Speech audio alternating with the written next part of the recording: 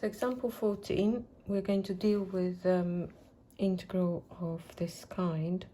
So the first thing I'm going to do is just factorize the denominator, x and then x squared plus 9. Okay, and you notice here we've got the product of two factors. This is as far as you can possibly factorize it, as x squared plus 9 cannot be put into brackets. So that's fully factorized. And this actually leads us to a general result. With partial fractions, when you have got a linear and a quadratic factor, and a quadratic factor has already been factorized as far as it can go, then the answer to this one, when you split into partial fractions, you put a over a linear bracket, so the linear factor, and then the second one has to have the quadratic factor written as the denominator. But over here you could have a linear expression, so some capital B x plus c. So this is what we're going to do in this situation. So linear factor multiplied by a quadratic factor, which is factorized as far as possible, then it's a over linear bracket and then bx plus c over quadratic factor. So this is the situation. You've got an integral. We could see that you've got a linear factor and a quadratic factor, so we can split it into two integrals. One, it's going to be a over x and then plus bx plus c over x squared plus 9. Okay, so we're going to use partial fractions to find what the answer is. So you've got 1 plus x, let's just write it in fully, is equal to a over x plus bx plus c over x squared plus 9. So let's multiply through by the denominator, or bring the right hand side to the common denominator. So a need to be given x squared plus 9, and then bx plus c must be given x. Okay, so we need to find what a and b are.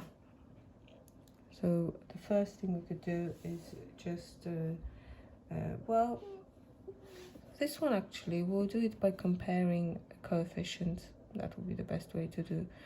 So for the left hand side to be equal to the right hand side, you need to have the same amount of x squared, the same amount of x's, and the same amount of constant term. So how many x squared have we got on the left hand side? Well, there's none, so it's 0. Well, how many on the right hand side? Well, you've got a, because there's ax squared, and you've got b, because it's bx squared. Let's compare the x's. So on the left hand side there's 1, and on the right hand side, if you expand it, cx is the only contributory term towards x, so you've got c is equal to 1. Let's compare the constant terms. There's nothing on the left hand side. Oh no, sorry, there's 1 on the left hand side, and over here we have 9a. So a is equal to 1/9.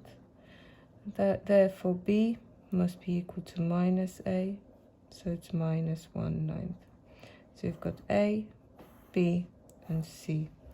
So let's put this those values into this question. So a is 1/9, so it's 1 over 9x. I can bring the 1/9 in front. b is minus 1/9. x plus c is 1 over x squared plus 9. Okay, so over here we've got 1/9 ln x plus, this integral has to be split into minus 1/9 x over x squared plus 9, we'll bring that minus 1/9 in front in a minute, plus 1 over, let me write it as 9 plus x squared dx. Okay, so let's deal with this one first. Okay, so it's minus 1/9 x over x squared plus 9 dx. Let's use substitution for the denominator. So use x squared plus 9, and du dx is going to be equal to 2x. So du is equal to 2x dx.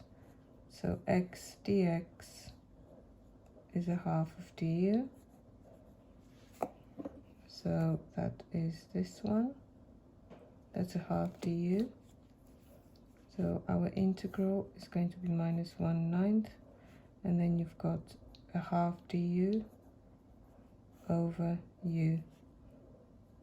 That gives me minus 9th times a half ln u. So it's minus 1/18 ln of x squared plus 9. Okay, so we've got this, and now we've got to do this one. This is simply arctan, but what is the value of a here? A squared is 9, so a is going to be 3. So it's 1/3 arctan of x over 3.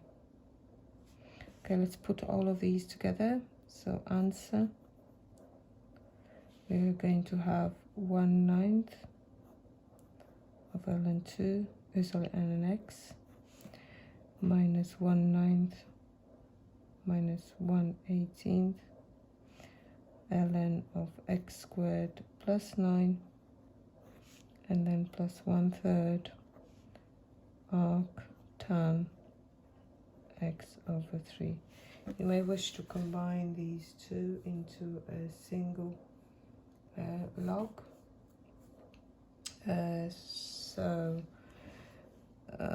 Okay, what we could do here is okay, let's times this fraction by 2. So you're dealing with 2/18. So it's a bit messy, but it's 2/18 of ln x. But bring that 2 as a power, you've got 1/18 ln x squared. So why did I do this? Because I already have 1/18 here, so you've got 1/18 of one and 1/18 of the other, so you've got 1/18 of ln x squared over x squared plus 9, and then plus 1/3 arctan x over 3 plus c. Good. So I think we've got one more example left. That's forbidden.